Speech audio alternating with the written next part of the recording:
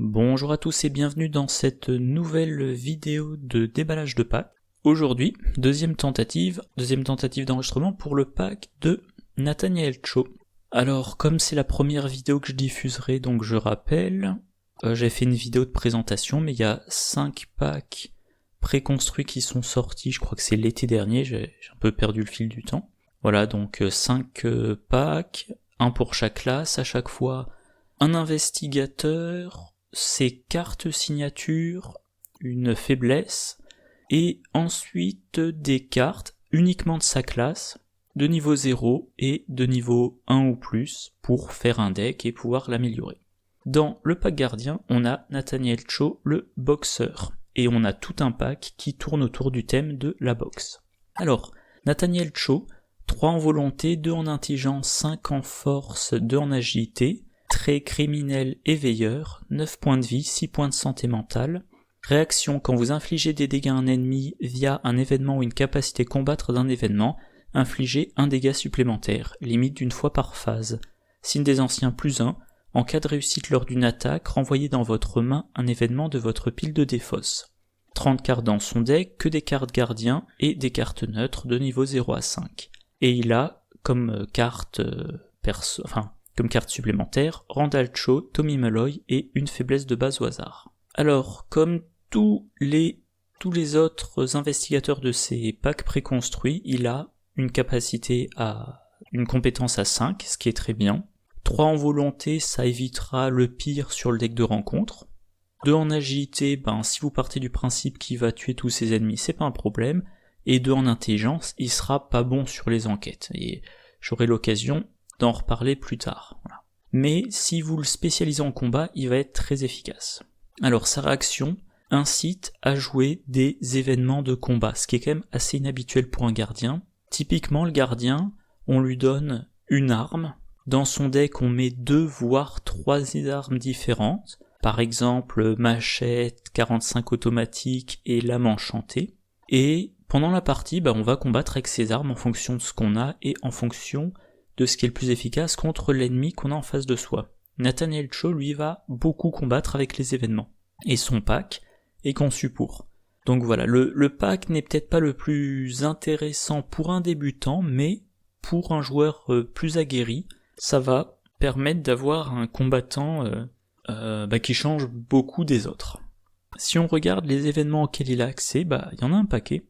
Alors évidemment, c'est tout du gardien ou du neutre.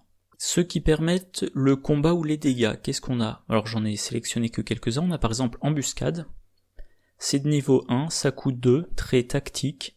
Attachez cette carte à votre lieu, s'il n'y a pas d'investigateur dans le lieu attaché, défaussez embuscade. Forcez, après qu'un ennemi est généré dans le lieu attaché, infligez 2 dégâts à cet ennemi et défaussez embuscade. Donc vous savez, parce que vous connaissez le scénario, qu'un ennemi va être généré dans votre lieu, ou alors vous comptez rester un petit moment dans un lieu et donc vous dites que probablement un ennemi finira par être généré. Vous jouez embuscade. L'ennemi est généré, vous lui infligez 2 dégâts, vous utilisez la capacité de Nathaniel Cho, vous lui infligez un 3e dégât. Et 3 dégâts, ça permet quand même de vaincre beaucoup d'ennemis. Il n'y a pas marqué que l'ennemi doit être non élite. Si vous jouez en solo, 3 dégâts, ça correspond à 3 dégâts par investigateur. Ça paraît bête à dire, mais voilà. Donc si vous savez qu'à la fin du scénario est généré un ennemi qui a, mettons, 6 dégâts par investigateur, vous amenez Nathaniel Cho dans le lieu où l'ennemi va être généré, vous jouez embuscade, l'ennemi est généré, vous activez embuscade, 2 dégâts, la capacité de Nathaniel Cho, le 3e dégât, et maintenant il a plus que 3 dégâts à lui faire. Autre exemple, le classique explosion de dynamite. Alors attention, comme c'est après avoir infligé des dégâts à un ennemi, ce qui se passe c'est que vous jouez l'explosion de dynamite, vous infligez 3 dégâts à un ennemi, puis 3 dégâts à un autre ennemi, etc. etc. Et après avoir infligé 3 dégâts à un ennemi, vous dites à lui, je lui inflige un 4e dégât. Donc c'est pas 4 dégâts à chaque ennemi, c'est à un des ennemis, vous infligez un 4e dégât. Mais ça reste quand même intéressant. Alors évidemment, plus en multi qu'en solo, parce qu'en multi, il y a plus de... l'explosion dynamite est très intéressante, moi j'en mets au moins une copie dans chacun de mes decks qui peut en avoir, mais en solo, ça va rarement permettre de blesser plus de 2 ennemis. Si vous jouez à 3 ou 4 investigateurs, là vous pouvez infliger beaucoup plus de dégâts au total. Mano à mano, un événement niveau 1 qui coûte 0, à jouer uniquement lors de votre première action.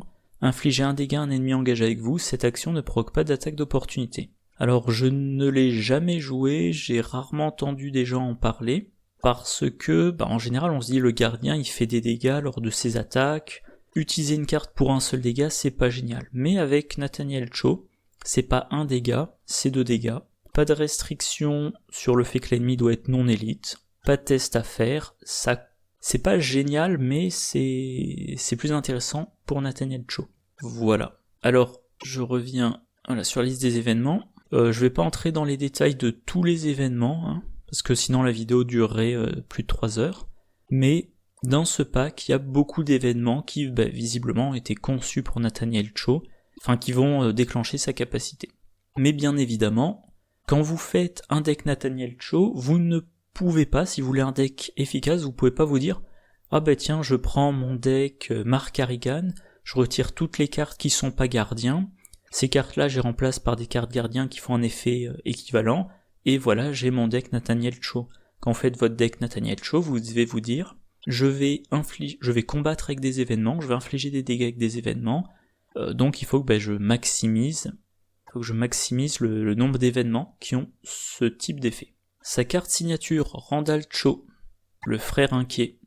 Alors, autre remarque, dans tous ces packs, les cartes signatures sont de la classe de l'investigateur. Probablement parce que les packs sont pour les joueurs débutants, donc pour simplifier les choses, on dit voilà, ça c'est un pack gardien et toutes les cartes dedans sont gardiens, il n'y a pas de carte neutre. Donc voilà, Randall Cho, il coûte 2, il occupe un emplacement d'allié, trait allié et médecin, icône de volonté, d'intelligence et icône libre, ça c'est important. Alors, il y a une erreur, il y a une action rapide qui est imprimée, ça devrait être une réaction. Donc réaction, après que Randall Cho est entré en jeu, soignez 3 dégâts ou cherchez un soutien arme dans votre deck ou votre pile de défausse et jouez-le, en payant son coût, mélangez votre deck. Il a 1 point de vie, 3 points de santé mentale. Donc cette carte-là, elle a 2 effets possibles. Le premier, du soin, un peu comme une mélodie apaisante, voilà. Mélodie apaisante, 2 dégâts ou 2 horreurs ou une combinaison, parmi les investigateurs et ou les soutiens alliés dans le lieu, puis on pioche une carte. La Randall Cho, c'est forcément des dégâts, jusqu'à 3, et c'est forcément sur l'investigateur. Mais c'est quand même un effet intéressant. Nathaniel Cho, ah oui je l'ai pas évoqué, voilà, Nathaniel Cho, il a 9 points de vie, 6 points de santé mentale, un total de 15. La majorité des investigateurs ont un total de 14, mais dans les 5 packs, les investigateurs ont 15, voire 16. Donc ok, il a 9 points de vie, il devrait tenir longtemps, et quand il joue Randall Cho, il récupère un tiers. Deuxième effet possible, aller chercher une arme. Alors ça rappelle se préparer au pire. Se préparer au pire, c'est un événement qui coûte 1, qui permet d'aller chercher un soutien arme parmi les 9 cartes du dessus du deck et de l'ajouter à sa main.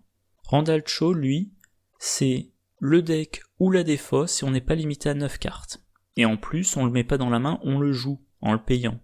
Autrement dit, quand on joue se préparer au pire, il arrive qu'on ne trouve pas d'armes. On regarde parmi les 9 premières cartes, il n'y a pas d'armes. Avec Randall Cho, le problème ne se pose pas. On va avoir une arme. Quand on joue se préparer au pire, ensuite il faut une deuxième action pour jouer l'arme. Avec Randall Cho, ce n'est pas un problème. Et dans un deck Nathaniel Cho, c'est un boxeur, sans surprise, on va aller chercher ses gants de boxe, qui sont quand même la pierre angulaire du deck, et j'en parlerai plus tard, vu que la carte est dans ce pack. Sa faiblesse, Tommy Malloy. C'est un ennemi humanoïde criminel syndicat qui est 2-3-3, proie Nathaniel Cho uniquement, chasseur, forcé quand Tommy Malloy devrait subir n'importe quel nombre de dégâts, réduisez à 1 ce nombre de dégâts. Et il inflige 2 dégâts. Donc, il est pas dur à combattre, c'est pas dur de lui échapper, mais il faut lui faire les dégâts un par un.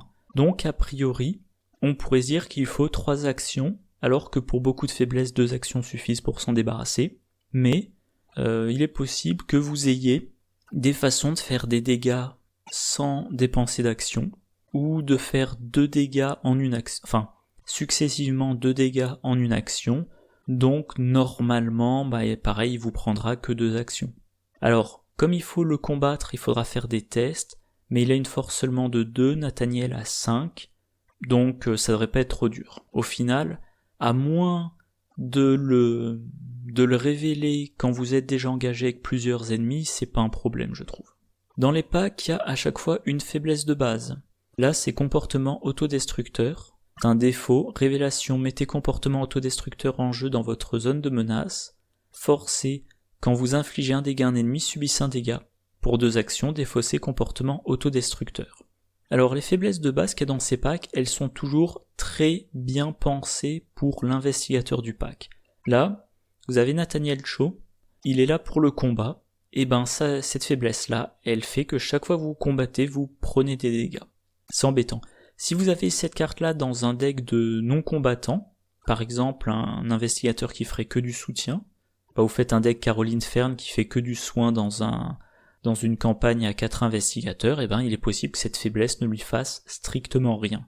Et même dans un deck de combattants, mettons que vous n'avez besoin plus que d'une attaque pour vaincre votre ennemi, vous pouvez, si vous n'avez plus besoin de faire beaucoup d'attaques, vous continuez vos attaques, vous prenez quelques dégâts, puis ensuite vous en débarrassez, voire vous dépensez 2 actions, ça génère une attaque d'opportunité, pas 2.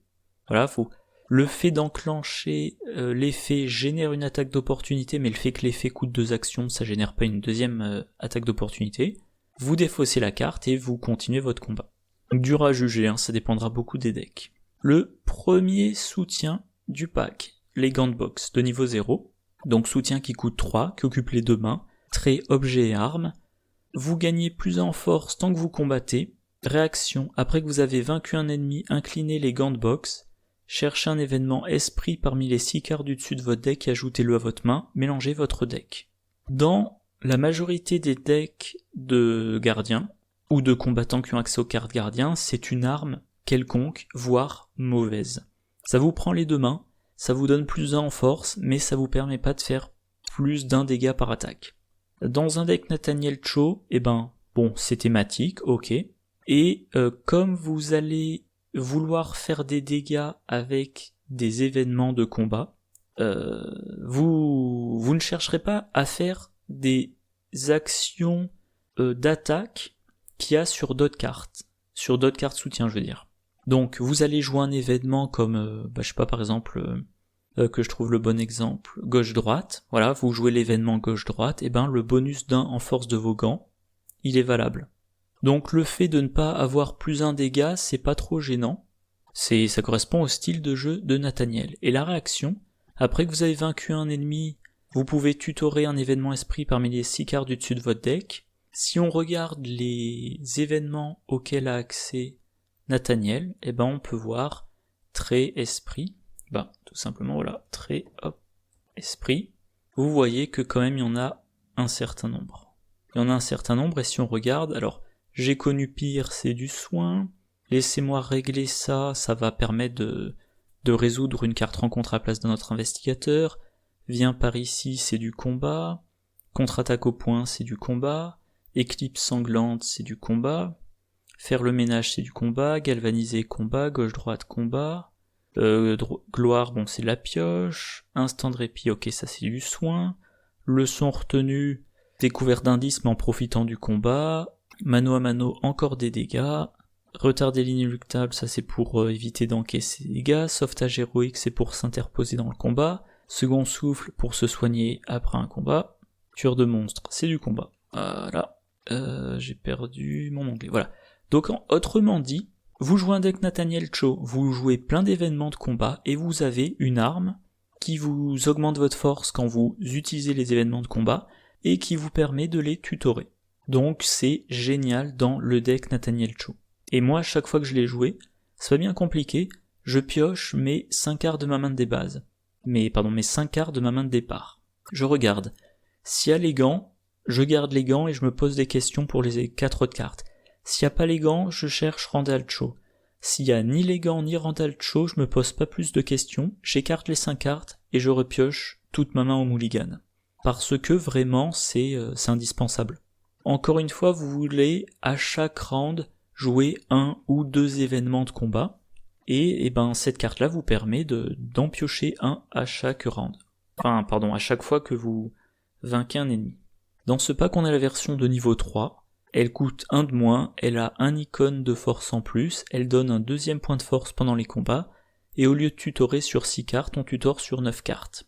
Alors d'expérience, dans un deck, je crois que je montre un exemple plus loin, dans un deck Nathaniel Cho, il y a tellement d'événements esprits que tutorer sur 6 cartes, ça suffit. Sauf quand on arrive à la fin de la partie où, il y a un moment, en fait, même en tutorant sur 9 cartes, vous ne trouvez plus d'événements esprits. À force de vaincre des ennemis, de tutorer, vous vous retrouvez avec une pioche qui contient plus que soit des cartes non événements, soit les quelques événements qui n'ont pas le trait esprit.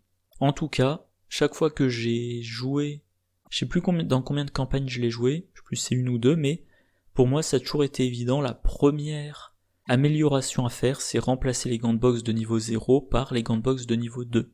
Et puis, le plus 2 en force, il a 5 de base, avec les gants il a plus 2, ça fait 7. Ça veut dire que, mettons vous jouez en standard, vous êtes contre un ennemi qui a 3 en force, vous l'attaquez à 7, si vous piochez le moins 4, vous réussissez votre attaque. Votre ennemi a 4 en force, vous l'attaquez à 7, vous échouez que sur le moins 4 et l'échec automatique. Vous avez en gros 13 chances sur 15 de réussir. Donc c'est vraiment une arme qui suffit pour réussir à peu près toutes ces attaques. Et évidemment ensuite, tutorer les événements permettra de jouer des événements qui feront plus d'une attaque par action. Oui, donc là j'avais mis tous les événements esprit, la majorité sont gardiens. En chercheur, on en a 2 qui sont anecdotiques pour du combat. En survivant, il y en a quelques-uns qui sont intéressants. En mystique, c'est un peu anecdotique quand on parle d'un deck combattant. Mais il y a quand même un certain nombre de cartes survivants. Et on a un survivant, Calvin Wright. Il a accès aux cartes esprit jusqu'au niveau 3. Si vous voulez faire un Calvin Wright spécialisé en combat, vous pouvez éventuellement envisager... Ah tiens, ça j'avais oublié de le dire dans ma vidéo précédente, Calvin Wright, vu qu'il a accès aux cartes esprit, on pourrait lui faire un deck avec plein de cartes esprit, et il pourrait dans ce cas-là vouloir jouer les gants de boxe. Mais, de base il n'a pas accès aux gants de boxe, donc il faudra trouver une combine, soit lui donner versatile pour qu'il ait un exemplaire du gant de boxe, soit jouer l'événement gardien, dont j'oublie toujours le nom, je sais plus si c'est travail d'équipe, ou quelque chose comme ça, qui permet d'échanger des soutiens entre les investigateurs. Ah oui, et voilà, mon exemple de deck Nathaniel Cho. Vous voyez, soutient les gants de boxe, en 2 exemplaires bien sûr, miroir sacré pour se soigner un peu, flic en patrouille pour du boost en force, Gret Wagner on la verra plus tard, encore du boost en force, Randall Cho, on n'a pas le choix, bien préparé avec les gants de boxe ça rajoute plus d'en force, mais on verra, ça sert aussi pour d'autres cartes de Nathaniel Cho. Charisme pour pouvoir cumuler ces 2 bonus de force. Et dans ce cas-là, il a 5 de base, plus 2 avec les gants, plus 2 avec ses alliés, donc il y fait des attaques à 9. Compétence, du classique. Coup vicieux pour infliger plus 1 dégât. Prendre l'initiative pour jouer pendant la phase de mythe. Cran, pareil, contre les traîtrises. Et les événements, il y en a 16, donc plus d'une carte sur 2. Ça fait du combat, ça fait du combat, ça fait des dégâts, ça fait du combat, ça permet de combattre, ça permet de combattre, c'est plutôt pour le momentum, comme disent les anglophones, c'est pour piocher, gagner des ressources, ça pour avoir ses gants, pour jouer ses soutiens, et ça, encore du combat. Et sur les 16, je crois qu'il y en a 12 ou 13 qui ont le trait esprit, et qui donc pourront être tutorés par les gants. Voilà. Allez. Carte soutien suivante, rempart de chair. C'est de niveau 0, ça coûte 3, ça occupe un emplacement d'arcane, ça a le trait rituel, utilisation 4 charges, réaction quand des dégâts et ou des horreurs vous sont infligés par une attaque ennemie, inclinez rempart de chair et dépensez une charge, annulez un dégât ou une horreur tout juste infligé par cette attaque. Pour rappel, les gardiens pour 3 ils ont détermination exemplaire qui peut encaisser 3 dégâts y compris ceux assignés aux autres investigateurs, ceux qui étaient subis par les autres investigateurs. On a une raison de lutter qui fait la même chose pour les horreurs. Et là, on a 4 charges qui permettent d'annuler 4 au total, donc mettons 2 et 2, 1 point de vie, 1 point de santé mentale, donc au total, rempart de chair, ça peut encaisser autant que détermination exemplaire et une raison de lutter. Sauf que rempart de chair, c'est que pour les attaques, c'est que 1 par 1, je suis pas du tout convaincu. Alors comme ça décharge, ça peut se mettre dans un deck Akashi, pour qu'il y ait une 5e charge, mais elle a mieux à faire, je pense, de ses emplacements d'arcane. Donc rempart de chair, pour le moment je vois pas dans quel deck je voudrais jouer ça. Voilà. Alors, carte suivante, Gred Wagner. Elle coûte 5, elle occupe un emplacement d'allié, elle a les traits allié et chasseur, 3 points de vie, 2 points de santé mentale, vous gagnez plus en force, réaction, après que vous avez vaincu un ennemi, inclinez Gred Wagner et infligez-lui un dégât, découvrez un indice dans votre lieu. Alors elle vous permet d'encaisser une horreur, elle vous donne plus en force, et en plus elle vous permet de trouver des indices en vainquant des ennemis, un total de 3 indices. Alors le problème c'est qu'elle est chère, mais dans un deck solo, ça permet aux gardiens d'avoir des indices sans faire des enquêtes, c'est très bon. En multi, en duo ou en multi, il y a quand même le plus en force qui va être appréciable, et une fois de temps en temps, vous aidez vos alliés, vous aidez vos collègues à trouver des indices. Au niveau 3, elle gagne plus 1 point de vie, elle vous donne un bonus en intelligence, elle a un icône libre en plus, et maintenant, l'indice vous le trouvez dans votre lieu ou dans un lieu connexe, c'est bien meilleur. Et donc voilà, j'aurais dû commencer par là. Gred Wagner, elle combine le plus en force du flic en patrouille, et pour la version niveau 3, le plus en intelligence d'Alice Luxley.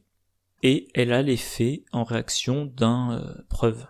Au niveau 3, en plus, vous pouvez choisir le lieu connexe, ce qui est très bon. Voilà, alors il faut lui infliger des dégâts. Dans un deck Markarigan, ça vous fait piocher. Et si vous l'utilisez comme source d'indice, vous serez... Ah, c'est pas ça que je voulais dire. Allez, hop. Vous serez tenté de la soigner pour l'utiliser encore plus longtemps. Et pour ça, il y a la carte Mélodie apaisante, qui est liée au miroir sacré. Voilà. Vous utilisez 3 fois Gred Wagner de niveau 3. Elle a plus qu'un point de vie. Vous jouez Mélodie apaisante, vous la soignez de 2 dégâts, et vous pouvez l'utiliser encore 2 fois. Autre remarque, Gred Wagner, à sa version de niveau 0, elle a un icône d'intelligence et un icône de force. Version niveau 3, elle a force, intelligence et icône libre. Avec bien préparé, vous pouvez vous donner plus d'en force, ou plus d'en intelligence, ou plus 1 en volonté ou en agilité pour un test. Donc vous pouvez, par exemple, avec la version de niveau 3 toujours, faire une attaque, vaincre l'ennemi, infliger un dégât à Gred Wagner pour trouver un indice, puis faire une action d'enquête. Si on reste sur l'exemple de Nathaniel Cho, il a 2 d'intelligence de base, Gred Wagner le fait passer à 3, bien préparé le fait passer à 5. Si vous êtes dans un lieu qui a une valeur occulte de 2 ou 3, ça se tente, en standard en tout cas. Voilà. Alors, carte suivante, acharnement. Toujours un soutien, ça coûte 0, trait talent. Réaction, quand vous infligez des dégâts excédentaires à un ennemi, incline acharnement, placez ces dégâts excédentaires sur acharnement. Action rapide, défausser acharnement, gagnez un nombre de ressources égal au nombre de dégâts sur acharnement. Alors cette carte-là, dans des decks gardiens qui ont régulièrement besoin... Dans des decks gardiens qui ont besoin de ressources, mais pas à l'installation, ça peut être intéressant. Si vous avez besoin de ressources pour vous installer, l'idéal c'est planque, 3 ressources d'un coup.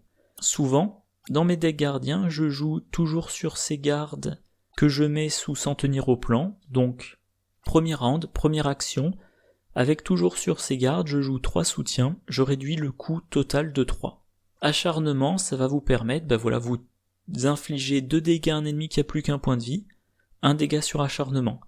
Vous infligez 2 dégâts à une nuée de rats, 1 dégât sur acharnement, vous cumulez, et quand vous en avez besoin, vous défaussez la carte, vous avez vos ressources. Une petite remarque, j'avais pas pensé hier soir quand j'ai fait premier enregistrement, ça peut vous permettre d'accumuler les dégâts sur la carte, donc les ressources potentielles, et ensuite, pendant une action de combat, vu que c'est une action rapide de le défausser, vous transformez tout ça en ressources et vous dépensez immédiatement les ressources pour vous booster votre force, sans perdre le bonus de cacher son jeu. Donc dans un deck William Yorick ou dans un deck Tommy Muldoon par exemple, vous pouvez jouer cacher son jeu grâce à acharnement. Voilà. Et j'ai diffusé hier, donc le 17 novembre, vidéo, voilà, comment utiliser de façon un peu différente acharnement avec William Yorick, Tommy Muldoon et Mark Harrigan. Bon, je vous renvoie sur la vidéo, elle est assez courte. Soutien suivant, protection rapprochée de niveau 0, ça coûte 2. Réaction, après qu'un autre investigateur s'est déplacé de votre lieu vers un lieu connexe, incliné protection rapprochée, déplacez-vous vers ce lieu. Dans le pack La face cachée de la lune, on avait la version de niveau 2, et au niveau 2, ça vous permet, pour le reste du tour de l'investigateur, vous le suivez chaque fois qu'il va dans un lieu connexe, au lieu dans lequel il est. Quand la version de niveau 2 est sortie, je l'ai un peu testé. Sur le papier, protection rapprochée de niveau 2, ça semble trop bon. Dans la pratique, ça m'est rarement arrivé de m'en servir pour me déplacer plus d'une fois. Alors que la version de niveau 0, c'est déjà très efficace. Vous avez un duo combattant-enquêteur. Le combattant essaie d'être toujours dans le lieu de l'enquêteur pour le protéger. L'enquêteur, dès qu'il a fini de vider un lieu de ses indices, il va dans le lieu suivant. Et au moment où il sort du lieu qui n'a plus d'indices, il amène avec lui le combattant. Du coup, même si le combattant a besoin de ces 3 actions pour vaincre l'ennemi, à la fin du combat, il est toujours dans le lieu de l'enquêteur, et lors de la génération du prochain ennemi, il est sur place pour combattre. Donc, carte très efficace. Alors, peu probable qu'un deck compte dessus, mais un exemplaire dans un deck de gardien, ça peut être intéressant. Et ça peut être particulièrement intéressant si vous avez un gardien qui fait un peu l'aimant ennemi, voilà, le tank, peu importe quand vous l'appelez ça. Il va utiliser ses actions pour engager les ennemis, il va les vaincre pendant la phase des ennemis, avec le couteau de survie par exemple, il va avoir besoin d'être déplacé par un autre investigateur. Voilà, et donc pour 0 XP au niveau 0, la possibilité une fois par an d'avoir un déplacement, ça rappelle éclaireur, qui lui nécessite qu'on ne soit pas engagé avec des ennemis pour se déplacer vers un lieu connexe sans dépenser d'action. Et l'éclaireur, sur la dernière liste des tabous, maintenant il coûte 3 expériences. Donc c'est bien la preuve que le déplacement le déplacement sans action, c'est intéressant. Allez, on passe aux événements. Faire le ménage. Niveau 0, ça coûte 0, trait esprit et tactique. Combattre quand cette action débute, gagner de ressources. Donc ça combine... j'ai pas mis de carte.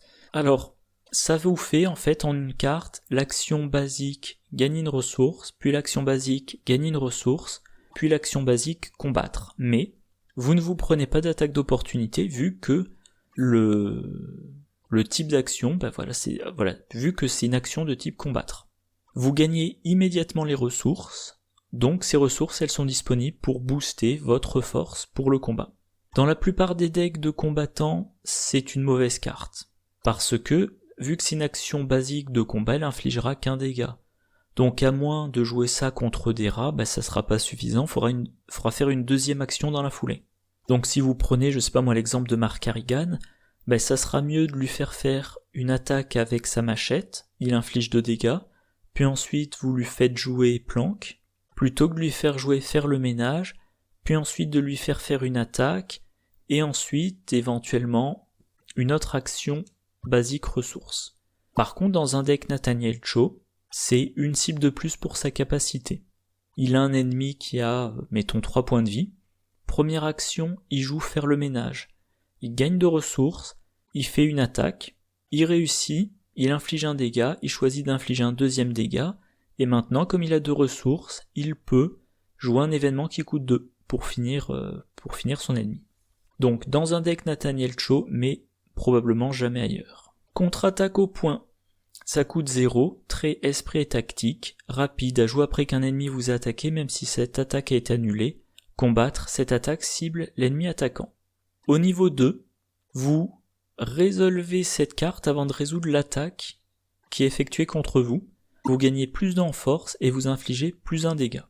Alors, pourquoi j'ai mis Nathaniel Cho ici ? Bon, alors pour rappel, dans un deck Nathaniel Cho, la version de niveau 0 vous permettra de faire 2 dégâts potentiellement.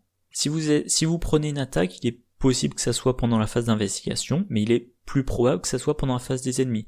C'est une nouvelle phase, vous avez de nouveau droit à la capacité de Nathaniel Cho, qui est limitée une fois par phase. Donc, phase des ennemis, vous êtes attaqué, vous jouez contre-attaque au point, 1 dégât, et vous utilisez la capacité de Nathaniel Cho pour ajouter un 2e dégât. Si c'est la version de niveau 2, potentiellement c'est même 3 dégâts. L'idée, même si l'attaque est annulée, ça rappelle esquive. Rapide à jouer quand un ennemi attaque un investigateur dans votre lieu, annulez cette attaque. Esquive, c'est de l'annulation. Ça fait penser à Diana Stanley. Voilà, pour rappel, Diana Stanley, elle est 1, 3, 3, 3, mais elle a +1 en volonté pour cartes en dessous d'elle, et les cartes en dessous d'elle, on les met là quand on annule des effets. Donc si vous voulez orienter Diana Stanley pour le combat, avant que sa volonté lui permette d'être efficace avec flétrissement ou atrophie ou les autres sorts de combat, face des ennemis, elle laisse l'attaque se produire, elle joue esquive, donc elle annule l'attaque, elle met esquive sous sa carte investigateur, maintenant elle a 2 en volonté, elle fait sa contre-attaque au point. Alors c'est une action basique, donc elle n'inflige qu'un dégât, mais si c'est la version de niveau 2, elle peut infliger 2 dégâts. Et grâce au +2 en force, elle fait son attaque à 5 en force. Alors c'est pas ça qui va faire d'elle une bonne combattante, mais c'est un petit bonus, et si on la met dans un rôle de contrôle, après tout, lui permettre d'engager un ennemi et de le blesser pendant la phase des ennemis, ça peut aider à temporiser, à décharger un petit peu le combattant du groupe. Donc encore une fois, contre-attaque au point, génial dans un deck Nathaniel Cho. Pour la plupart des gardiens, c'est inintéressant. Pour un tank, ça peut présenter de l'intérêt. Pour Calvin White, la version de niveau 0, il se prend l'attaque, donc il se prend des dégâts, donc il booste sa force, et ensuite il fait une attaque, ok. Mais encore une fois, c'est une carte taillée pour Nathaniel Cho. Vient par ici un événement qui coûte 2, trait esprit et tactique. Encore une fois, il y a plein d'événements avec le trait esprit. Engagez, combattre, choisissez un ennemi non élite dans votre lieu ou dans un lieu connexe, déplacez cet ennemi vers votre lieu, engagez-le et attaquez-le. La version de niveau 2, elle est rapide, vous pouvez la jouer pendant n'importe quelle fenêtre d'action rapide. Ça c'est aussi un autre thème qui revient je crois 3 fois dans le pack. Et maintenant, l'ennemi non élite, il peut être éloigné de 2 lieux ou moins, et voilà. Donc en fait, ces 2 cartes. Alors, si je dis pas de bêtises, comme c'est une action de type combattre, vous ne vous prenez pas d'attaque d'opportunité en la jouant. Celle de niveau 0. Voilà. Cette carte-là, en gros, elle fait, dans un premier temps, elle fait déplacer l'ennemi vers vous, ce qui vous économise l'action de déplacement. Elle fait engager l'ennemi, ce qui vous économise l'action d'engagement si c'était nécessaire, pour un ennemi distant. Puis elle vous fait une action de combat. Donc la version niveau 0, c'est 3 actions pour une. La version de niveau 2, c'est 4 actions en dépensant 0. Et la version de niveau 2... Ouais, non, ça donne pas de bonus pour le combat. Voilà. Bon, ça c'est une carte, encore une fois, ça peut déclencher la capacité de Nathaniel Cho. Si on joue la version niveau 2, tant qu'à faire, on va peut-être le jouer pendant la phase de mythe, parce qu'on a peu d'occasion d'activer la capacité de Nathaniel Cho pendant la phase de mythe. Le fait de déplacer l'ennemi, ça va ouvrir des possibilités, ça donne du tempo, surtout quand on joue la version de niveau 2, on peut éventuellement sortir un ennemi d'un lieu pour dire à l'enquêteur, maintenant tu peux entrer dans le lieu. Ça peut, entre guillemets, débloquer un passage, et voilà. Encore une fois, le commentaire classique, génial pour Nathaniel Cho, intéressant pour un...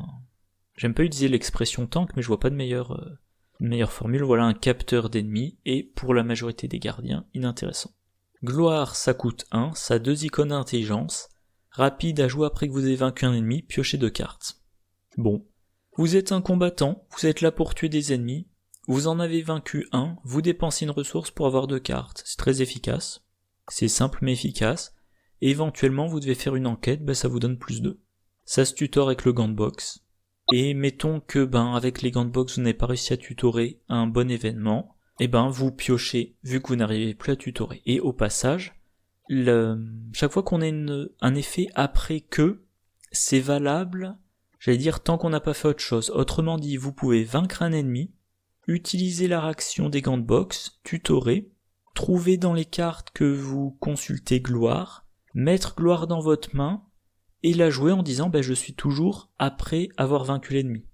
Et d'ailleurs, En jouant gloire, si vous piochez une autre copie de gloire, pareil, vous êtes toujours après que vous avez vaincu un ennemi. Vous pouvez cumuler.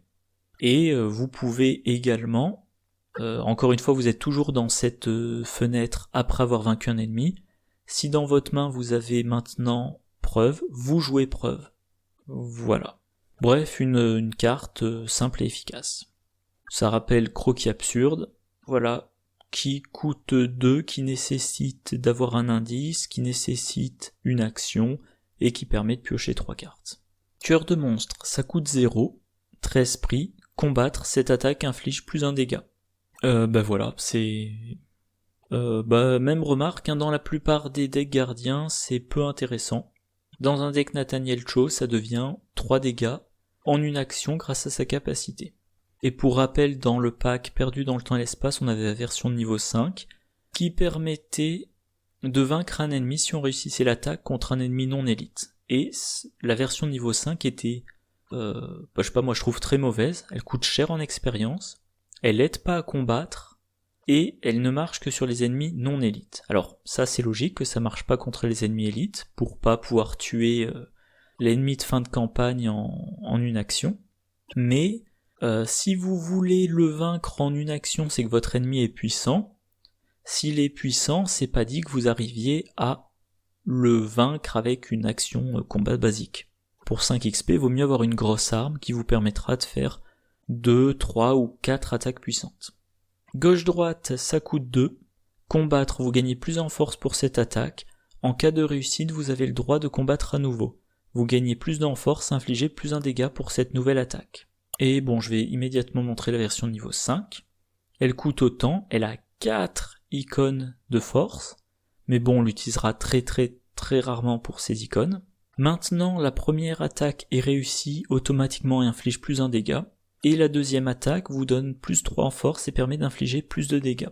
Autrement dit, au niveau 0, en une action vous combattez 2 fois pour un total de 3 dégâts, ou 4 avec Nathaniel Cho. Avec la version de niveau 5, 5 dégâts, ou 6 avec Nathaniel Cho. Qu'est-ce qu'il y a de plus à dire ? Eh ben voilà, alors c'est une autre carte dans ce pack qui permet de faire de la compression d'action, voilà, plutôt que du gain d'action. C'est-à-dire que là, en une action, vous combattez 2 fois. En une action, grâce à la capacité de Nathaniel Cho, vous pouvez faire 4 dégâts. Donc c'est vrai que quand on commence à regarder le personnage, on se dit mince, si je fais que des actions combat basique, j'inflige les dégâts un par un, c'est trop lent. Mais on constate qu'il a des cartes, faire le ménage, vous économisez l'action pour jouer planque, vient par ici, vous économisez le déplacement, et là, gauche-droite, vous attaquez 2 fois en une action. La version de niveau 5 est géniale. Alors, ça coûte 5 expériences, c'est utilisable qu'une fois vu que c'est un événement, mais quand même, d'abord réussite automatique pour 2 dégâts, puis ensuite plus 3 en force pour 3 dégâts, c'est vraiment très bon. Dans un deck Nathaniel Cho, si vous avez cette carte-là, vous avez les gants améliorés, donc vous avez 5 de force de base, 7 avec les gants, et 10 en jouant cet événement. Et la possibilité d'avoir des bonus d'alliés, d'attribuer des cartes compétences, ou des cartes autres, donc probablement la deuxième attaque vous la faites à force, voilà, 10, 12. Faut vraiment ne pas avoir de jeu. J'allais dire, il y a que si vous piochez l'échec automatique que vous ratez. Voilà. Ou alors si vous jouez en expert. Et là, vous piochez un -8. Si vous attaquez avec une force de 12 mais que vous piochez un -8, vous n'arriverez pas à blesser votre ennemi s'il a une force supérieure à 4. Si vous jouez, je crois que c'est Léo Anderson, voilà, vous pouvez jouer quitte ou double sur le deuxième combat. Ok, vous doublez la difficulté, mais vous doublez les dégâts, vous passez de 3 à 6.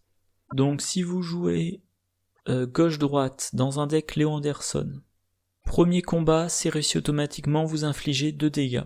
Puis ensuite vous recombattez. Je crois que de base il a 4 en force, la carte lui donne plus 3, ça fait 7, qui tout double ça lui donne plus 1, ça fait 8. Alors bien évidemment vous jouez d'autres cartes à côté, pour être sûr de réussir, je sais pas moi une triplette de Brelan d'As, ou vous dépensez plein de ressources pour vous booster, et vous réussissez, vous infligez 6 dégâts. Donc au total, avec cette carte-là, Léo Anderson il peut infliger 8 dégâts. Alors, sur interminable, c'est pas que c'est un peu... pour ça que j'ai mis autant de temps, j'y vais un peu à reculons, c'est tellement long à enregistrer. Lutter ensemble, ça coûte 0. Trait esprit, choisissez un autre investigateur dans votre lieu. Cet investigateur et vous gagnez chacun 2 ressources. Je suis pas convaincu. Alors, la carte... Voilà. Cette carte-là, en gros, elle fait quasiment une planque, vu qu'elle fait 2 ressources au lieu de 3, mais pour chacun des 2 investigateurs. Et le fait de pouvoir répartir entre les deux, ça rappelle élucider l'affaire. Par contre, dans le pack l'Express du comté des sexes, on avait la version de niveau 3, alors, qui a un deuxième icône de volonté, je crois que c'est mon téléphone, et qui, en plus de faire gagner 2 ressources à chacun des 2 investigateurs, leur fait piocher 2 cartes. Et là, c'est intéressant. 2 ressources pour l'investigateur A et 2 ressources pour l'investigateur B, j'ai envie de dire, si chaque deck est bien conçu, chaque investigateur s'occupe de ses propres ressources. Et c'est peu probable qu'ils aient tous les 2 besoin de ressources simultanément. Par contre, la version de niveau 3, alors ok, vous avez dû dépenser l'expérience, mais 2 cartes et 2 ressources d'un coup pour chacun des 2, c'est un gain de tempo. Ça vous offre pas mal de solutions d'un coup, et l'effet est suffisamment important pour qu'on se soucie pas de savoir si c'était vraiment indispensable. Dans la boîte de base, on avait preuve de niveau 0 pour 1, rapide à jouer après que vous avez vaincu un ennemi, découvrez un indice dans votre lieu, et 2 icônes d'intelligence, ce qui est toujours bienvenu. La version de niveau 1, même chose, mais si l'ennemi avait 4 points de vie, mon téléphone encore, 4 points de vie imprimés ou plus, si les ennemis avaient un total de 4 points de vie imprimés en plus, c'est 2 indices. En solo, 2 indices, ça vide quasiment tous les lieux.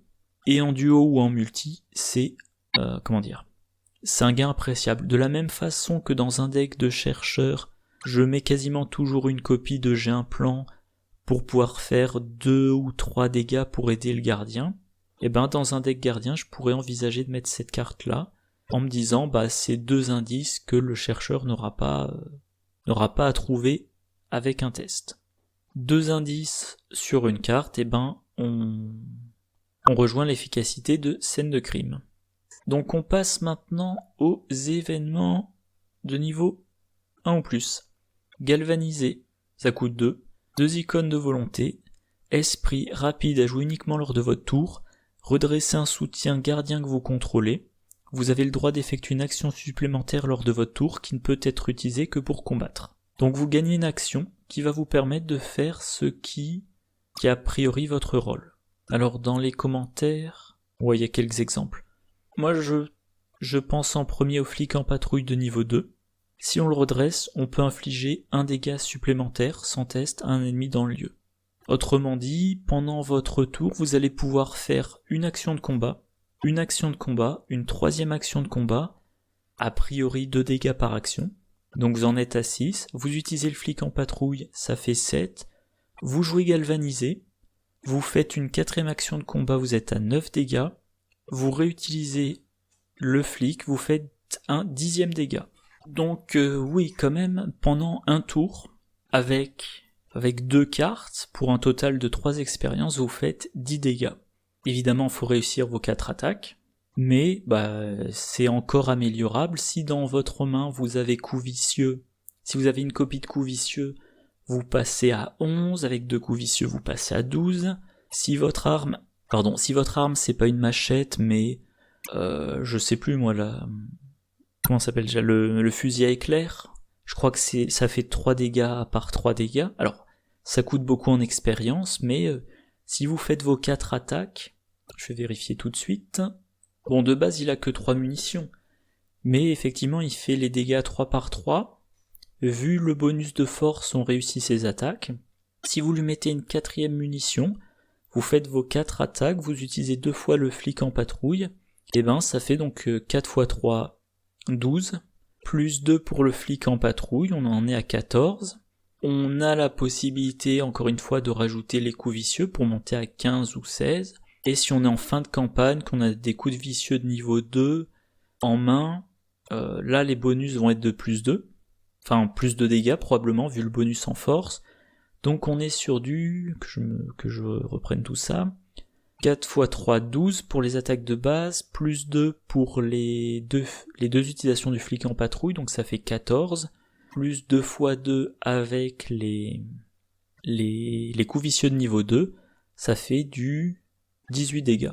Voilà, par exemple, comment ça s'appelle déjà ? Le héros de Valusia, un nom comme ça, dans Civilisation oubliée, de mémoire, il a 10 points de vie par investigateur. En entour, vous pouvez lui coller 18 dégâts, et derrière, votre chercheur, il joue un rituel de sang pour les 2 dégâts manquants. Alors, autre soutien intéressant à redresser, c'est bien préparé. Bien préparé, action rapide, incliné bien préparé, choisissez un soutien que vous contrôlez, vous gagnez plus X à votre valeur de compétence pour ce test, X étant le nombre d'icônes de compétences correspondantes sur le soutien choisi. On prend l'exemple des gants de boxe, voilà, il y a 2 icônes de force. Donc vous combattez, vous vous donnez plus 2 avec bien préparé, vous redressez bien préparé, vous recombattez, vous vous redonnez plus 2. Le lance-flamme, il y a 2 icônes de force et une icône libre. Pour rappel, sur Grete Wagner de niveau 3, il y a un icône de force, un icône d'intelligence et un icône libre, donc pareil, un bonus de plus en force. Et tant que je suis sur les gants de boxe, s'ils sont redressés, vous pouvez retutorer. Vous combattez 2 ennemis, vous êtes engagé avec 2 ennemis, vous vainquez le premier, vous inclinez gants de boxe, vous tutorez. Vous jouez galvanisé, vous redressez les gants de boxe, vous réattaquez, vous vainquez le deuxième ennemi, vous inclinez gants de boxe, vous retutorez. Donc galvanisé, je vais revenir dessus.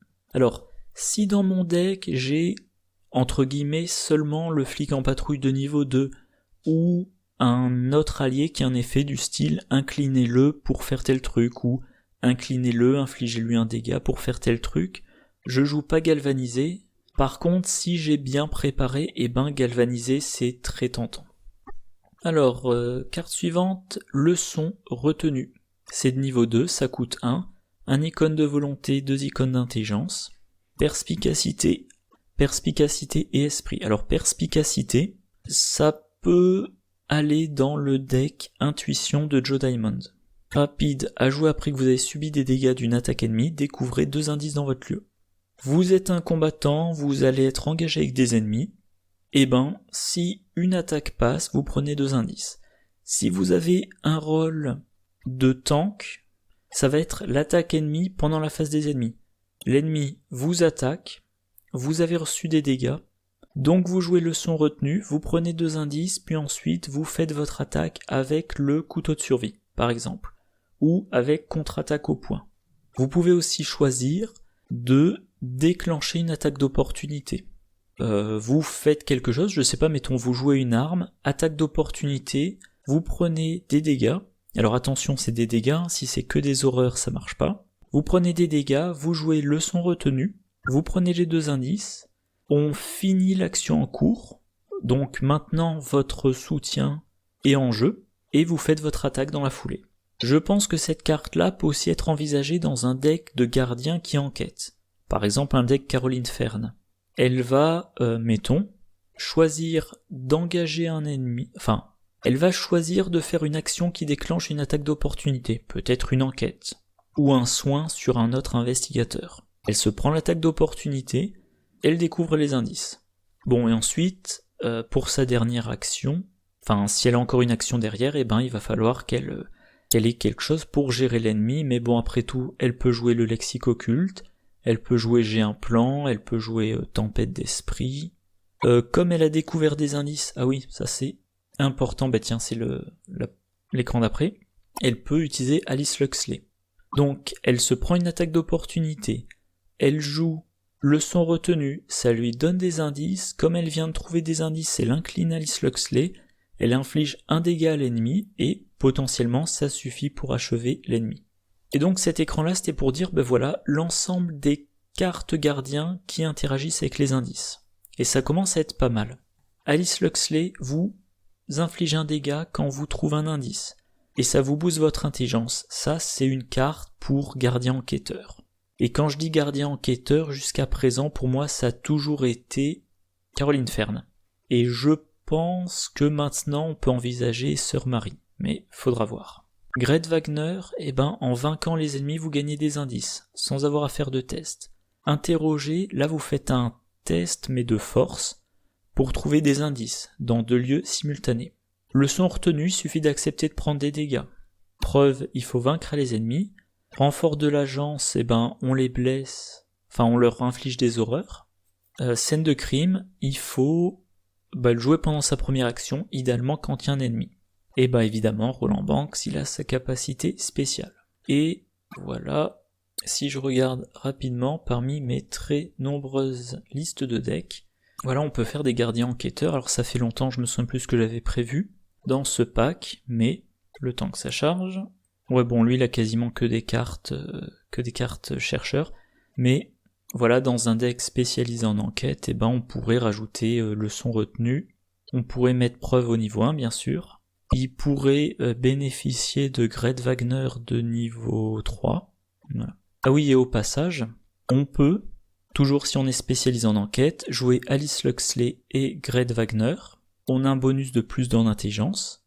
Roland Banks, ça lui fait passer de 3 à 5, sachant qu'il a le droit aussi à l'appareil photo à souffler, éventuellement une paire d'appareils photo à souffler, donc il peut passer à 7, et il fait mettons un suivre son intuition, il trouve un indice. Avec Alice Luxley, il inflige un dégât, et si c'est le dégât qui permet de vaincre l'ennemi, avec Gret Wagner, il reprend un indice.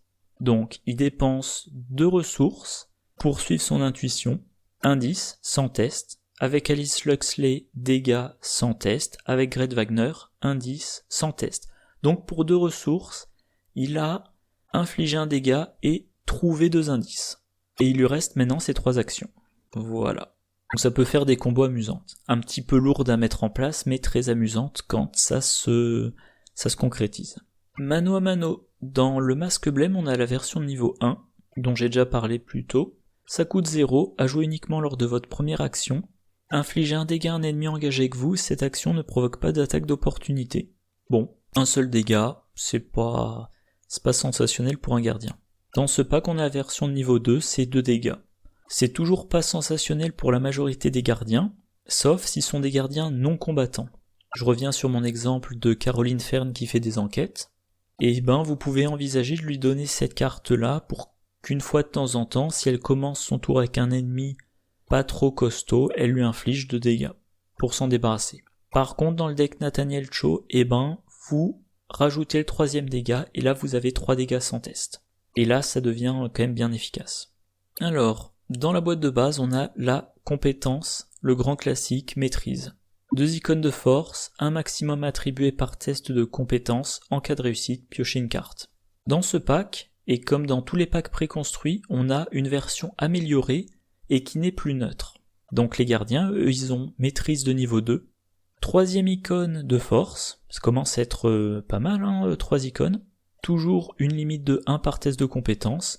En cas de réussite, on pioche une carte, mais 2 cartes à la place, si on réussit de 2 ou plus. Moi, ces compétences améliorées, elles me laissent dubitatif. Parce que, 3e icône, certes, ça vous donne de meilleures chances de réussite, mais pour piocher 2 cartes, il faut réussir de 2 ou plus. Si vous réussissez de 2 ou plus en ayant un icône de plus, c'est que vous réussiriez de 1 ou plus avec seulement 2 icônes. Donc en fait, c'est que la maîtrise améliorée n'était pas nécessaire. Alors évidemment, on peut pas le savoir a priori, mais mettons vous mettez vous attribuez maîtrise de niveau 3, vous piochez le jeton et vous dites, 6 contre 4, je réussis de 2, je pioche 2 cartes. Si vous aviez joué maîtrise de niveau 2, ça aurait donné 5 contre 4, je réussis, de 1, je pioche une carte. Du coup, dans la plupart de mes decks, quand j'envisage une de ces compétences améliorées, j'envisage ça comme dernière amélioration de la campagne. Évidemment, l'exception, c'est un deck Schizotool. Alors évidemment, déjà parce qu'il peut prendre la carte, et parce qu'il peut jouer le style réussite par 2 ou plus, ce que moi j'appelle le style méga-test, l'archétype méga-test, parce que là pour le coup, Pour se garantir une réussite avec une différence de 2 ou plus, il faut qu'il booste beaucoup ses tests. Et en plus, si il réussit bien de 2 ou plus, il va cumuler les effets et il va rentabiliser les 2 XP. S'il cumule avec coup vicieux de niveau 2, il va à la fois avoir le 2 cartes et le plus de dégâts. S'il combine avec, mettons, le Mother, que je le retrouve, voilà, le Mother de niveau 2, il a plus de chances de réussir de 4 ou plus, et à partir du moment où il réussit de 2 ou plus, il va combiner soit 2 cartes et une ressource, soit 2 cartes et redresser l'arme, et encore une fois, s'il réussit de 4 ou plus, c'est 2 cartes, une ressource et redresser l'arme. Mais de façon générale, pour 2 XP, je préfère un gain plus permanent. Maîtrise, vous jouez une seule fois, vu que c'est une compétence. Sauf, autre cas possible, dans un deck basé sur les compétences. C'est une compétence entraînée, ça peut être joué par Amanda Sharp. Elle met sous sa carte investigateur et à chacune de ses 3 actions, ou plus, elle va avoir ce bonus de 3 en force et la possibilité de piocher 2 cartes. Bon, par contre, Amanda Sharp, elle est a priori pas taillée pour le combat, donc c'est pas la meilleure compétence entraînée pour elle. Autre possibilité, si vous jouez la perfection vient de l'entraînement, dans votre deck, vous tutorez maîtrise de niveau 2, vous l'ajoutez au test, comme c'est ajouté au test, a priori vous avez un gros bonus sur ce test, de bonnes chances de réussir de 2 ou plus, vous piochez les 2 cartes, comme vous avez réussi, vous gardez la compétence en main, vous la réattribuez au test suivant, qui pareil a de bonnes chances de réussir, et donc avec une copie de maîtrise de niveau 2, vous avez des chances de piocher 4 cartes. Et ça, bien évidemment, la combinaison, on va l'avoir a priori dans un deck Mark Harrigan. Alors, continuons, parce que ça n'en finit pas. Dans la boîte de base, on a l'explosion dynamite. Ça coûte 5, 3 dégâts à chaque ennemi, à chaque investigateur dans le lieu choisi, qui est son lieu ou lieu connexe, mais on peut se prendre une ou plusieurs attaques d'opportunité. Dans le renouveau, pour 2 expériences de plus, on paie une ressource de moins et on évite les attaques d'opportunité. Et dans ce pack, 3 expériences, 2 icônes de volonté, 2 icônes de force, c'est rapide, et ça se joue pendant n'importe quelle fenêtre d'action rapide. Et voilà. Alors, à jouer durant n'importe quelle fenêtre d'action rapide, je pense que c'est plus intéressant quand on joue en multi, à 3 ou 4 investigateurs. On va combiner ça avec d'autres effets. Mettons, Rita Yang, elle vient d'échapper à un ennemi, elle en a profité pour sortir du lieu, avant que Rita Yang ne fasse une nouvelle action, hop, une explosion de dynamite. Ou alors, Trish vient de trouver un indice, elle incline l'ennemi qui est dans un lieu, Trish vient de trouver un indice dans un lieu, elle prend un deuxième indice, vu qu'il y a un ennemi dans le lieu, et avant qu'elle sorte du lieu et qu'elle entraîne l'ennemi avec lui, hop, on joue explosion de dynamite. Alors certes on la blesse, mais l'ennemi est vaincu, elle sort du lieu et elle peut continuer à se déplacer sans se prendre d'attaque d'opportunité, sans entraîner l'ennemi avec elle.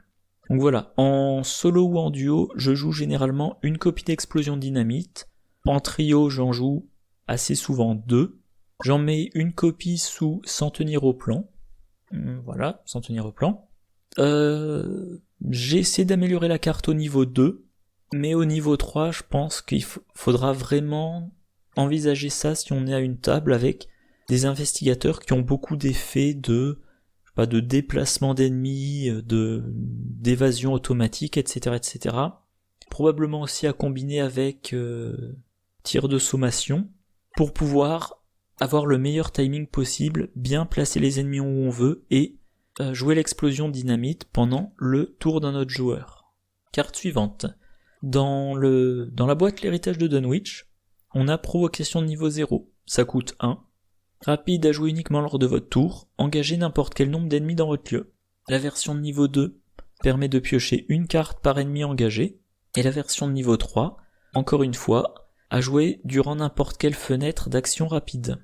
Et en plus on inflige un dégât à chacun des ennemis, en plus de piocher une carte. Alors, dans un deck Nathaniel Cho, je sais pas. En tout cas, dans un deck tank, oui, ça peut être intéressant. Je veux dire, c'est littéralement le principe du tank. On va engager tous les ennemis pour qu'ils gênent pas les autres. Et que je vérifie rapidement, Zoé, après que vous devenez engagé avec un ennemi, gagne une ressource. Et ben, avec provocation, si elle engage 3 ennemis, elle gagne 3 ressources. Rajouter pour un XP infliger un dégât à chaque ennemi, ça peut être très bien si on a, allez, mettons à partir de 2 ennemis. Voilà, alors la question qui va se poser, c'est est-ce que vraiment on a besoin de jouer une carte pour engager? La plupart du temps, on est engagé avec les ennemis, ou alors ils sont engagés avec quelqu'un d'autre. Moi, c'est rare que je me sois dit, tiens, j'aimerais bien pouvoir engager comme action rapide. En plus de ça, si l'ennemi est engagé avec un autre investigateur, vous pouvez quand même faire votre attaque. Vous prenez le risque de blesser l'autre investigateur, mais si vous êtes assez sûr de votre coup, eh ben, c'est pas un problème. L'exception, ok, c'est le lance-flamme. Le lance-flamme, voilà, je vous la fais rapidement. Si cette attaque est réussie, au lieu des dégâts normaux, vous avez le droit d'assigner jusqu'à 4 dégâts à répartir parmi les ennemis engagés avec vous. Donc là, vous jouez provocation, vous engagez tous les ennemis, et ensuite vous attaquez au lance-flamme pour pouvoir blesser tous les ennemis qui étaient dans votre lieu. Si vous avez joué provocation niveau 3, chaque ennemi s'est déjà pris un dégât. Donc mettons vous avez 2 ennemis qui ont chacun 3 points de vie, vous jouez provocation niveau 3, vous les engagez, chacun se prend un dégât, vous attaquez au lance-flamme, vous infligez 2 dégâts à chacun, les 2 sont vaincus. Si vous avez, mettons, 4 ennemis qui ont chacun 3 points de vie, pareil, ils se prennent un dégât chacun, vous attaquez au lance-flamme, vous infligez un dégât à chacun des 4 ennemis, vous rattaquez au lance-flamme, un dégât à chacun des 4 ennemis, et les 4 sont vaincus. Engager et ensuite vaincre plusieurs ennemis pour un assez grand total de points de vie, ça permet de jouer preuve de niveau 1 pour avoir 2 indices, et ça augmente vos chances de réussir à jouer Dieu reconnaîtra les siens. Dieu reconnaîtra les siens, un événement tactique truand, à jouer uniquement lors d'un de vos tours durant lequel vous avez vaincu des ennemis pour un total d'au moins 6 vies. Ajoutez Dieu reconnaîtra les siens à la pile de victoire et terminez immédiatement votre tour. Quand vous recevrez de l'expérience lors de la résolution de ce scénario, vous recevez un point d'expérience supplémentaire. Et cette carte-là, autant dans un deck Tony Morgan, ça va, on a assez d'actions pour tuer les ennemis, autant dans un deck Mark Harrigan, j'ai testé, j'ai eu du mal. Là, je suis en train de perdre ma voix. Oui, je disais donc, le problème dans un deck Mark Harrigan, c'est que cette carte-là, il faut une action pour la jouer. A priori, vous n'avez que 3 actions, sauf si vous jouez galvanisé. Donc vous devez utiliser 2 actions pour tuer des ennemis pour un total d'au moins 6 vies. Or, en général, en une action de combat, on inflige 2 dégâts. Autrement dit, dans un deck Mark Harrigan, pour pouvoir jouer Dieu reconnaîtra les siens, il faudrait par exemple faire une attaque à la machette, attribuer coup vicieux pour faire 3 dégâts, puis utiliser le flic en patrouille de niveau 2 pour faire un 4e dégât, puis faire une attaque à la machette, faire les 5e et 6e dégâts, et ensuite jouer cet événement. Avec provocation de niveau 3 plus le lance-flamme, et idéalement 2 ennemis dans le lieu, voilà, les 6 points de vie, c'est pas un problème. Oui, parce que si on a 2 ennemis qui ont chacun 3 points de vie, pareil, il faudrait première action infliger 3 dégâts au premier, deuxième action infliger 3 dégâts au deuxième, ou 2 dégâts et compléter avec le flic en patrouille, ça commence à être compliqué. Alors que provocation plus lance-flamme, ça vous augmente vos chances. Vous avez toujours besoin du total de points de vie de 6, mais de meilleures chances de réussir à infliger tous ces dégâts-là en un seul tour. Ah, on en est à la fin. Enfin, dans la boîte de base, on a l'entraînement physique de niveau 0. Le classique, ça coûte 2 pour une ressource, on gagne plus 1 en volonté ou plus 1 en force pour le test. Dans le renouveau, on a version de niveau 2. On double le nombre d'icônes de chaque type, ce qui est bien quand on joue bien préparé. On paie 2 ressources de moins et on a le même effet. Autrement dit, encore une fois, pour 2 XP, on économise 2 ressources. Et là, on a la version de niveau 4. Alors elle coûte de nouveau 2 ressources. Elle a toujours le même effet, mais on va avoir à chaque round 2 ressources de plus, 2 ressources posées sur la carte. On reconstitue la réserve de 2 ressources, ce qui fait un peu penser à l'héritage de Preston Fairmont, avec la différence très importante que l'héritage de Preston Fairmont, on met les ressources au début de la phase d'investigation, et donc on n'en bénéficie pas pour la phase de mythe. Là, on a au début du round. Donc, avec cette carte-là, par exemple, si vous jouez un gardien qui est un peu faible en volonté, vous savez qu'à chaque phase de mythe, il aura 2 ressources pour augmenter sa volonté de 2. Voilà.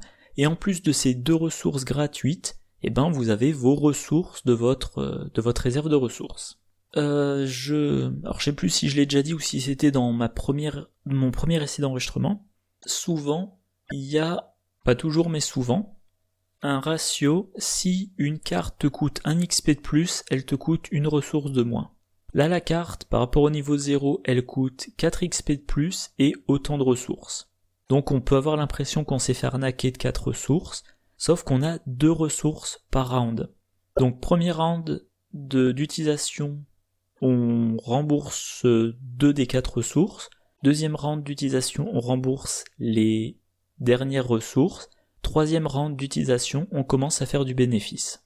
Si vous utilisez cette carte-là 6 rounds, vous avez 4 rounds de bénéfice, donc l'équivalent de 8 ressources gagnées ou économisées selon comment vous voyez les choses pour la partie. Ce qui est énorme et beaucoup plus intéressant que la carte investissement chez les truands, qui pour moi a un tempo pourri.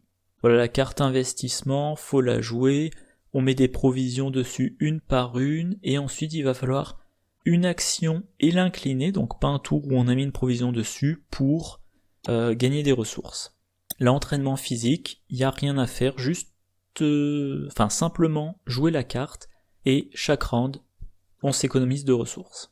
Autre chose, comme pour l'héritage de Preston Fairmont, vous n'avez pas besoin d'avoir de ressources dans votre réserve pour avoir la capacité de dépenser des ressources. Ce qui fait immédiatement penser à cacher son jeu. Si vous n'avez aucune ressource dans votre réserve de ressources, vous avez +1 à chacune de vos compétences. Mais, grâce aux 2 ressources sur entraînement physique, vous pouvez quand même vous booster votre volonté et votre force. La combinaison, ça se joue par exemple chez Tommy Muldoon. Il va, grâce à cacher son jeu, être 4, 4, 5, 3, ce qui est vraiment très bon. Et, donc je disais 4, 4, 5, 3, mais avec la possibilité, pendant la phase du mythe, de passer sa volonté à 6, pour faire un test sur une carte de rencontre. Mettons, il pioche reste pourrissant, il P2, il passe à 6, il pioche le -4, on est en standard, 6 - 4, ça fait 2, il ne se prend qu'une horreur. Ou alors il va faire 2 attaques à 6, en plus de son bonus d'armes. Voilà. Et 1h30 d'enregistrement. Allez, il est temps de passer au résumé. Et avec 1h30 d'enregistrement, j'essaierai d'éditer très très vite pour pas y passer 6 heures. Alors, Nathaniel Cho. Des 5 investigateurs dans ces packs préconstruits, c'est pas forcément le plus attractif pour un débutant. C'est du combat très spécifique, c'est pas des sensations qu'on retrouvera chez un autre gardien de combat. Il est assez mauvais pour les enquêtes en solo. Par contre, en duo, si vous le jouez avec un bon enquêteur, il va très très bien gérer les ennemis. Si vous êtes un joueur plus aguerri, ça va être très différent, très intéressant, parce que pour une fois, vous sortirez de cette idée, tiens, je joue un gardien, allez, 2 copies de l'arme A, 2 copies de l'arme B, une copie de l'arme C, et une copie de se préparer au pire. Donc voilà, ça renouvelle les sensations, j'aime beaucoup le jouer. Randall Cho dans un deck de Nathaniel Cho, vu que de toute façon c'est que là qui sera, c'est vraiment très bon. Votre deck, il dépend, pas uniquement mais en grande partie de l'utilisation des gants de boxe, vous jouez Randall Cho, vous avez vos gants de boxe en jeu. Si vous l'avez plus tard dans la partie, vous vous soignez. Très bon allié. Tommy Muldoon, ça devrait pas être une nuisance, ça va vous faire perdre la plupart du temps 2 actions, peut-être 3, peut-être seulement une, mais à moins de se prendre Tommy Muldoon en même temps que 2 ennemis dessus, c'est pas gênant. Comportement autodestructeur, ça va être très variable.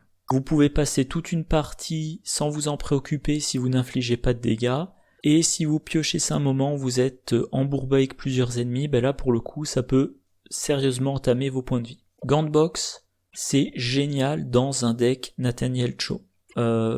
Plus 1 en combat, bon ok, mais vous tutorez les événements grâce auxquels vous combattez. Et en tutorant une carte à chaque fois qu'on vainc un ennemi, eh bien on pioche très rapidement son deck, on a plein de solutions en main, même si ça n'a pas le trait esprit, comme on creuse entre guillemets rapidement son deck, on va vite se retrouver avec, je sais pas moi, maîtrise en main, ou coup vicieux, ou quoi d'autre, ou cran. Donc ça, c'est comme Mark Harrigan, hein, on a un gros moteur de pioche. La version, on parle tout de suite de niveau 3, on est encore meilleur en combat et on tutore encore plus loin.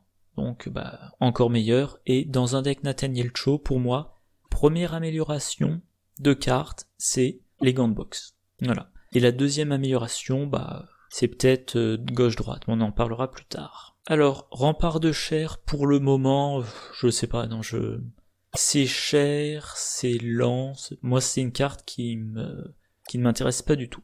Gret Wagner, un nouvel allié qui booste votre force. Donc si vous faites un gardien spécialisé en combat, c'est intéressant.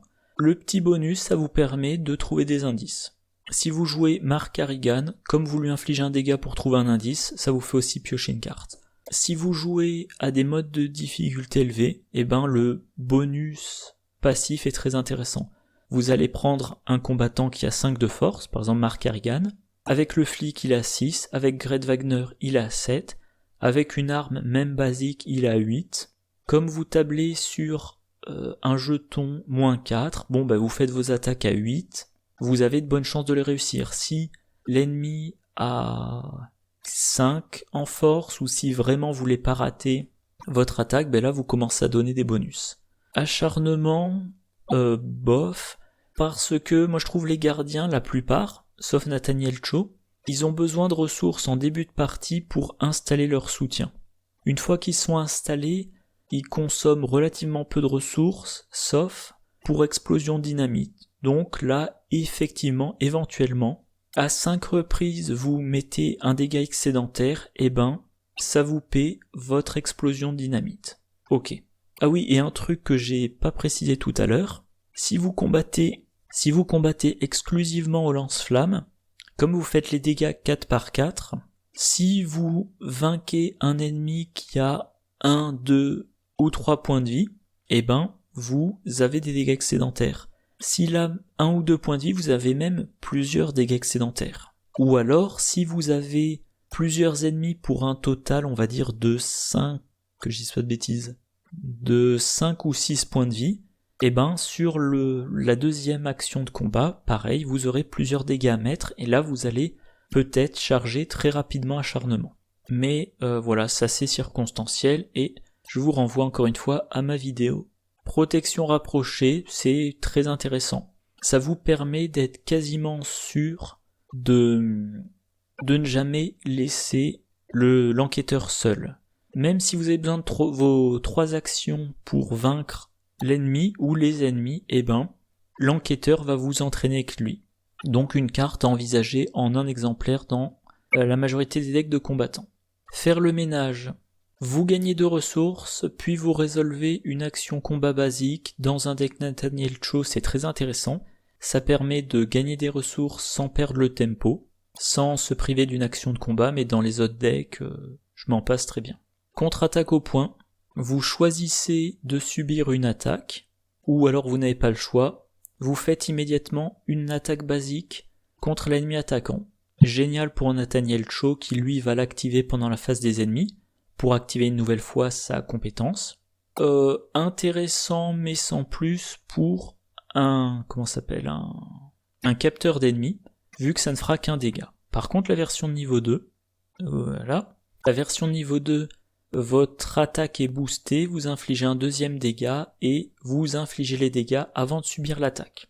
Donc éventuellement, vous savez, à condition de ne pas rater votre test, vous savez que vous allez vaincre l'ennemi pendant la phase des ennemis avant qu'il vous inflige ses dégâts. Et comme je l'ai expliqué, alors que ça soit la version de niveau 0 ou la version de niveau 2, ça peut s'envisager dans un deck Diana Stanley. Viens par ici. Vous déplacez un ennemi non élite vers vous, vous l'engagez, vous le combattez. Alors l'exemple qui doit parler à plein de gens. Tous les gens qui ont joué Dunwich se souviennent des Engoulevents, qui sont pénibles, qui sont distants, qui sont chasseurs, et on n'a jamais envie de dépenser une action pour les engager, puis ensuite de les combattre, simplement pour éviter le -1 toutes les compétences. Et ben là, l'Engoulevent, même s'il n'est pas dans votre lieu, mais dans le lieu connexe, vous le faites venir, vous l'engagez, vous le combattez, et vous vous en souciez plus. La version de niveau 2, c'est pareil, sauf que c'est une action rapide, vous n'êtes même pas obligé de le jouer pendant votre tour, et l'ennemi peut être un lieu plus loin. Vraiment, alors, encore une fois, génial pour Nathaniel Cho, dans un deck de capteurs d'ennemis, à l'occasion je ferai une vidéo sur le style si j'ai l'occasion d'en jouer un, dans un deck capteur d'ennemis, eh bien, ça peut avoir aussi un très grand intérêt. Gloire, vous avez vaincu un ennemi, vous dépensez 1, vous piochez 2 cartes. Voilà, simple et efficace. Tueur de monstres, vous jouez une carte pour infliger 2 dégâts en un combat. Pour Nathaniel Cho, ça fait 3 dégâts en une action. Pour la majorité des combattants, c'est inintéressant. Vous attaquez avec plus en force. Si vous réussissez, vous réattaquez avec plus en force et plus 1 dégât. L'intérêt, c'est vous combattez 2 fois en une action pour un total de 3 dégâts. Ok. Bon, bah si vous avez une bonne arme et coup vicieux, vous êtes déjà capable de le faire. Pour Nathaniel Cho, 4 dégâts d'un coup. Et la version de niveau 5, alors là carrément, déjà vous réussissez automatiquement à infliger 2 dégâts, et ensuite vous avez de bonnes chances d'infliger 3 dégâts. Cette carte-là, à condition d'avoir assez d'expérience, j'en mets 2 exemplaires dans tous les decks Nathaniel Cho. Et même si je fais un scénario indépendant avec uniquement 19 XP, eh ben je consacre 10 XP pour 2 copies de cette carte. Dans un deck autre, ça reste quand même envisageable. Alors certes, ce sont des actions combattre basiques, mais vous réussissez automatiquement à mettre 2 dégâts, et ensuite vous avez un bonus de plus 3 pour 3 dégâts. Toujours la même chose, une seule action pour un total de 5 dégâts. Vous n'avez pas vos bonus d'armes, ok. Si en jeu vous avez le fusil à éclair, bon, bah vous n'avez pas le plus 3 en force du fusil à éclair, mais quand même, en une action, de bonnes chances d'infliger 5 dégâts, voire 8 si vous pouvez jouer quitte ou double. Lutter ensemble, bof. 2 ressources pour un autre investigateur. Je trouve que c'est gâcher un emplacement de carte. Autant élucider l'affaire chez les chercheurs, eh ben, déjà ça peut être plus de 4 ressources, vous choisissez comment vous les répartissez, vous pouvez choisir de tout garder pour vous, autant là, c'est forcément 2 plus 2. Ça m'attire pas. Preuve, de niveau 1. Vous avez vaincu un ennemi, vous gagnez un indice, voire 2, si l'ennemi ou les ennemis avaient au total 4 points de vie. C'est très bon. Ça s'envisage dans les decks de combattants, pour trouver des indices et aider l'enquêteur, et même dans des decks d'enquêteurs. Alors dans un deck d'enquêteurs, ça va plutôt être dans une situation où on dit au combattant laisse 1 point de vie ou 2 points de vie à cet ennemi et moi grâce à un effet qui me demande pas de faire une attaque, je vais l'achever. Donc mettons que le combattant a infligé 3 dégâts à un ennemi qui a 4 points de vie, et ben l'enquêteur il réussit une enquête, avec Alice Luxley il achève l'ennemi, puis il joue preuve, et il a 2 indices sans test. Donc très bonne carte. Galvanisé, pour seulement 2 ressources, vous avez une action supplémentaire qui vous sert à combattre, et vous redressez un soutien qui, idéalement, vous booste votre combat. Très bonne carte. Alors ça rentre pas dans tous les decks, mais si vous avez bien préparé dans votre deck, c'est bien d'essayer de la mettre en 2 exemplaires. Ça j'en ai parlé. Leçon retenue. Vous avez pris des dégâts. Encore une fois, des dégâts. Si c'est des horreurs, ça marche pas. Vous trouvez 2 indices. Sur la carte, il y a aussi 2 icônes d'intelligence. Ça rentre dans tous les decks qui peuvent l'inclure. Ça s'envisage dans un gardien combattant.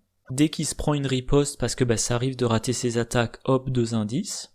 Ou alors s'il a pas le tempo pour vaincre tous les ennemis, se prend une attaque pendant la phase des ennemis, hop, 2 indices. Dans un gardien enquêteur, vous acceptez ou vous déclenchez une attaque ennemie, 2 indices, sans avoir à faire une enquête.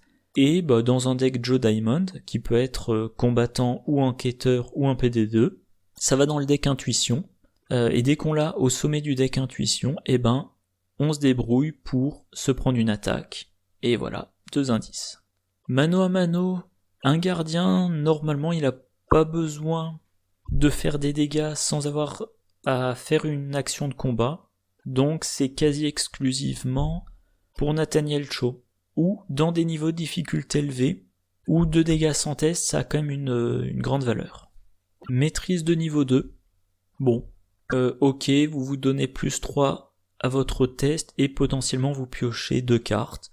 L'effet est très puissant, mais moi, en général, c'est la dernière amélioration de mon deck, parce que pour 2 XP, je préfère un effet plus permanent. Gantbox, j'en ai parlé. Gret Wagner de niveau 3, j'ai oublié d'en parler tout à l'heure. Bon, vous gagnez plus 1 additionnel en intelligence. Il y a un icône libre en plus. Et l'indice, vous pouvez le trouver dans un lieu connexe.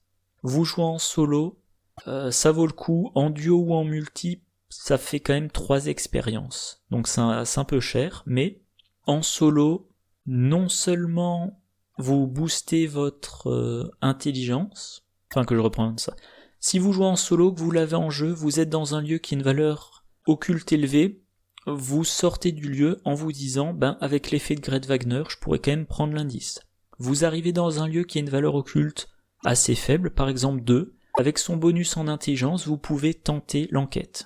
Et grâce à ces icônes, si vous avez bien préparé, vous pouvez avoir un bonus total de 3 pour votre enquête.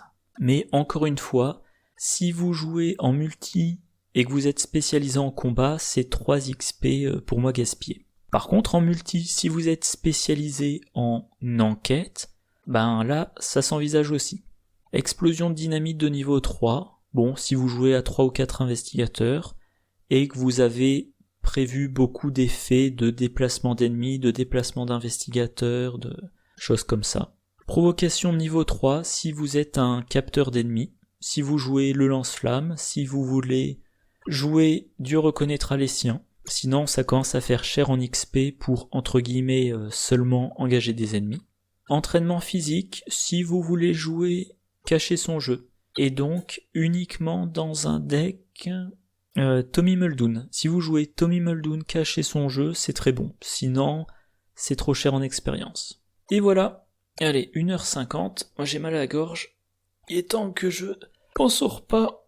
Donc bon, allez, un résumé global, j'aime beaucoup ce pack. Alors, de façon générale, j'aime beaucoup 4 des 5 packs. L'exception, c'est Harvey Walters, vous le verrez dans la prochaine vidéo. Donc le pack est très bon, je me suis beaucoup amusé avec Nathaniel Cho, je l'ai trouvé très efficace. Alors en standard, voilà, très efficace, je me souviens plus si je l'ai déjà joué en expert, faut que je revérifie. Alors c'est pas le meilleur gardien pour du solo, ça c'est sûr. C'est pas un gardien que j'essaierai de spécialiser en enquête, vraiment loin de là. J'essaierai pas de le faire polyvalent à 2 investigateurs ou plus, mais si on le spécialise en combat, il est extrêmement puissant. Et si vous en avez marre de jouer un gardien qui combat à la machette ou au 45 automatique, c'est un bon choix d'achat. Bon voilà, je vais m'arrêter là. Je vous souhaite une bonne journée, une bonne soirée, de bonnes parties, et je vous dis à la prochaine. Au revoir.